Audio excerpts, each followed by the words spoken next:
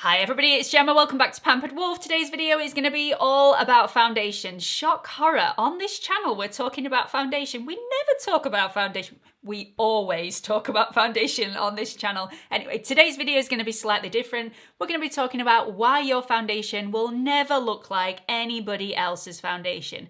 We're going to go through the obvious reasons and the not so obvious reasons. But before we jump into it, don't forget to subscribe to my channel and also like this video. I upload videos on Mondays and Thursdays at 8 PM London time, and I'm also on Instagram if you want to follow me on there. It's at Pampered Wolf, all lowercase, no spaces. So let's get on with this video. So let's kick it off with the main reason and the one that everybody will already know about, and that is skin texture, skin quality, skin color, skin type. So you could have a beautiful olive skin, somebody might have a beautiful pale porcelain skin. The foundation is not going to look the same. It will be the same, but because of the slight color change, it might have a different look on the surface of the skin. Also, skin type. So if somebody has an oilier skin, the foundation is going to look completely different to somebody who has a dry skin. Skin quality and texture. If you have a lot of texture on your skin, the foundation is going to look completely different to somebody who has zero texture and baby smooth skin. So they are the main reasons that I think a lot of people think are the obvious reasons for why foundation does not look exactly the same on two different people. Another reason why your foundation might not look exactly the same as somebody else's is the skincare that you're using. So if you're using something really rich, if you're not using something rich enough, if you're using just serums on your skin rather than moisturizers, they can give your foundation a completely different look, as can a primer. So if you're using something really rich on the skin, it might give the impression that the foundation is a lot dewier and a lot more radiant, whereas if you're using something with a mattifying edge to it or just a serum, you might find that your foundation looks a little drier or maybe a little matter on your skin. So it does make a really big difference. It will also make a really big difference if you've introduced new skincare into your routine. If you've introduced something like a vitamin A in the evening and you haven't made allowances for that in the daytime, then your foundation will look completely different. I know when I started to use tretinoin straight away, it did have an effect on my skin, which is obviously going to have a knock-on effect to how the foundation is going to sit and how it's going to look on the skin throughout the day. Same thing applies with if you have just taken something that you regularly use in your skincare routine out of your skincare routine and you've stopped using it all of a sudden. This brings to mind my mum's situation. Recently, we've been trying out all the brand new foundation releases. I've been sending my mum home with loads of them so she can try them all out for you, and she just wasn't getting on with any of them, and it made me really suspicious as to why that actually was, because usually she at least gets on with one of them and really likes one of them, but they were all doing the same thing. And we eventually narrowed it down to the fact that she had ran out of a particular product and she'd stopped using it quite abruptly and forgotten to order some more. Now that product was niacinamide. Now niacinamide will try and close the pores and make them smaller. It will also improve skin texture and it will also regulate sebum production throughout the day. So my mum found that all the foundation was sitting in her pores. It was also slipping off her skin throughout the day and her skin was looking much more textured than normal, and she'd put that down to the foundations when actually it was the fact that she'd stopped using something that she'd regularly been using in her skincare routine, and she'd just stopped using it abruptly, and because of that her foundation looked completely different throughout the day than she was used to. So just bear that in mind if you do stop using a product abruptly or you take something out of your skincare routine that your skin has been used to having, then that will make a difference in how your foundation looks on your skin. Another reason why your foundation might not look like other people's foundation is the SPF that you've chosen to use. So if you use a really hydrating SPF or if you use a mattifying SPF, it can really have an effect on not only how the foundation sits on your skin, but how it looks on your skin. So if you're using something quite mattifying on the skin, it can make a matte foundation look overly matte, or it can make a dewy foundation look a lot more matte than it's supposed to. Whereas if you're using a really hydrating, a really radiant SPF, it can make a matte foundation look quite luminous, and it can make a luminous foundation look quite oily and greasy. So you do have to change your SPF, not only depending on your skin type, so whether you've got oily or dry skin, but it also will make a difference depending on what foundation you choose. Another reason why your foundation might look completely different to everybody else's foundation is dermablading. Now, if you don't know what dermablading is, I've done a video all about dermablading. It was a really long time ago, so I do look slightly different if you want to check that out. I will link that up here, no laughing please, and also in the description box below. But basically, dermablading is the art of shaving all the little hairs off the face to create a really smooth canvas for the application of foundation. Now, this isn't going to be for everybody, but if you do fancy doing it, don't worry, it's not going to make your hairs grow back really, really thick. It just won't do that. I promise. I really promise it won't do. And if you're really worried about that, then do ask a doctor about that just to clarify those facts before you go ahead. But I do dermablade. My mum also dermablades. It just stops the foundation from sitting in all those surface hairs, making your skin look a little bit furry. Sometimes it can look a little bit drying if you've got quite a few surface hairs. It can cling to certain areas, whereas if you take all those hairs away, it just sits really smoothly on the surface of the skin. So that can have a massive effect on why your foundation might look different to other people's. Do bear in mind though that after dermablading it can cause a few issues for around about 3 days until your skin settles down again. So because you've moved all those hairs on your skin, any excess sebum, which would usually be soaked up by those hairs, will be sat on the surface of your skin. So for around about 3 days after dermablading, I do feel like my skin is slightly oilier than it would normally be. This only takes 3 days for my skin to settle down again, and then I get really, really smooth application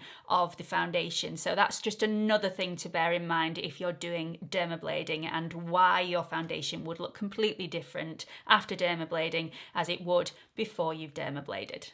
Another major reason why your foundation might not look like other people's foundation is your environment and where you live. So at the moment, I am in the UK, it's really dull, it's really overcast, it's not very humid.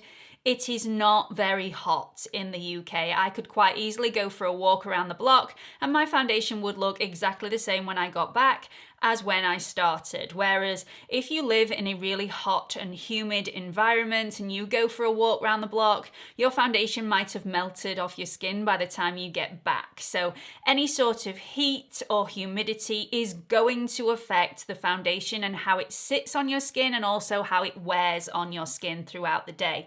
Another reason why your foundation might not look like others is your activity levels throughout the day. So if I was to go to the gym with the same foundation on, or I was to sit at home at my desk all day, my foundation would wear completely differently, and it would also look completely different. So if I was to go to the gym, my skin would look much more radiant, it would be slightly oilier, it would probably still look intact, it wouldn't break down, but it wouldn't look as fresh as if I'd been sat all day just doing a little bit of editing. So that's another thing to bear in mind. Another reason why your foundation might look completely different to somebody else's foundation is the primer that you've chosen to use, if you choose to use one. Now, if you choose to use a radiant primer, then your foundation is going to look a lot more radiant and a lot dewier throughout the day. If you choose to use a mattifying primer, then it's the opposite, it's going to look a lot more matte. This paired with the first reason of skin quality, skin texture, and skin type will play a big part in how your foundation looks throughout the day. And each individual person will react differently to a primer. So you can have exactly the same primer on your skin as somebody else and exactly the same foundation, and you will get completely different results. It's very, very difficult to make two people's foundations look exactly the same, even if you're wearing exactly the same products. Another reason why your foundation might look completely different to somebody else's is application techniques. Now, I have done a video on the best application techniques for foundation and how to make sure that it doesn't go cakey throughout the day. I will link that up here for you and also in the description box for you to watch a little bit later on. But it is really, really important that you hone in on your techniques for applying your foundation, because different foundations apply better with different application methods.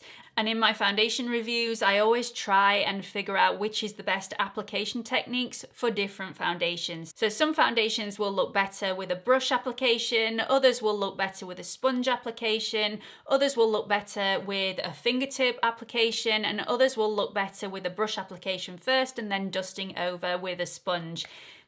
It all depends on the specific makeup of the foundation. So it's very, very difficult, and each individual person will have a different experience. So we've talked about the more obvious reasons of why your foundation might not look like their foundation, but these next couple of reasons are very, very personal, slightly more obscure, and maybe you've not thought of them before, and they are definitely worth bearing in mind.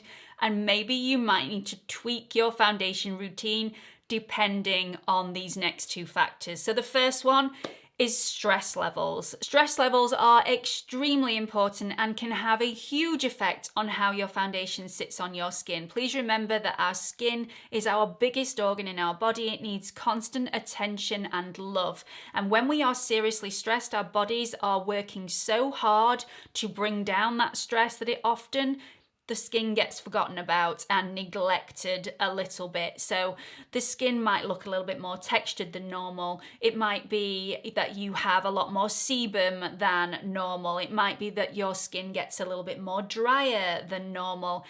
It will change the skin. You might get more breakouts than you usually would. Your skin might become a little bit clogged. Even though you haven't changed your skincare routine, if you have really high levels of stress, that is a huge factor in skin change. So please bear that in mind. If you are really, really stressed at that moment in time and your skin is a lot oilier than it was before, then maybe you need to change the SPF that you're using, the primer that you're using, the skincare that you're using in order to make sure that your foundation sits a little bit nicer on your skin, because stress levels affect the skin massively. The last reason that I'm going to talk about in this video as to why your foundation might not look the same as somebody else's foundation that's got exactly the same foundation on as you is one reason that I've only just learned to master in my own skin, and that is hormone level. Now, hormones massively affect the skin in both men and women. But women have a lot more hormone changes than men on a monthly basis, so it can make your skin really, really temperamental to work with. And I've only just realised, especially from doing all the hundreds of foundation reviews that I do on my channel, that I now don't do foundation reviews at a time where my skin is slightly oilier than it would normally be, because I'm at a specific stage in my cycle. I just think it's not worth doing because I won't actually get a regulated result. My skin is not settled because my hormones are heightened and causing a reaction with my skin. So it wouldn't be fair of me to do foundation reviews at that stage in my cycle, because my skin is just all over the place and reacting really bizarrely.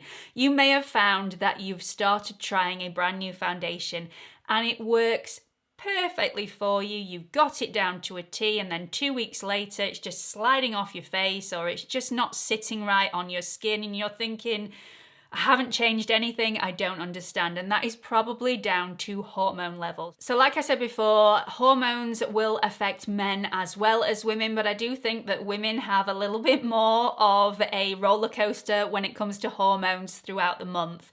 Maybe you are in mid-cycle, maybe you are just about to start the menopause, maybe you're mid-menopause, maybe you have just gone through the menopause.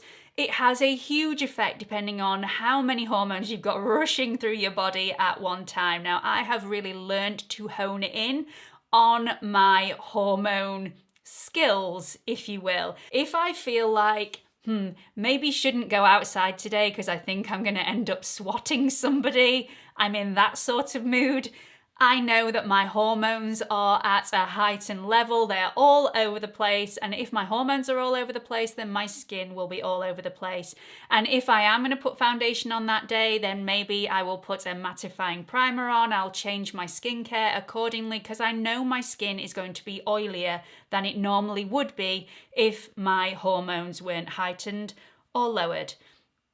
It all depends on my mood, and I've learned to hone in on that now to create a nicer look with my foundation, but it has taken me a really, really long time, and it's really something to bear in mind. So I hope you found this video helpful. I hope you now know why your foundation does not look like anybody else's foundation, and I hope this has given you an insight into maybe how you can tweak your individual routine depending on your stress levels, your hormone levels, where you live in the world, whether it's really humid, whether it's really dry.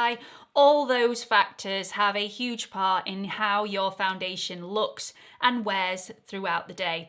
Don't forget, I'm also on Instagram if you want to follow me on there. It's at Pampered Wolf, all lowercase, no spaces. I upload videos on Mondays and Thursdays at 8 p.m. London time on YouTube. Don't forget to subscribe to my channel if you haven't already. There is a watermark in this corner. If you click on it, it will take you through to my homepage where you can subscribe. And don't forget to click that notification bell so you don't miss any future videos. Hope to see you all in the next video. Bye.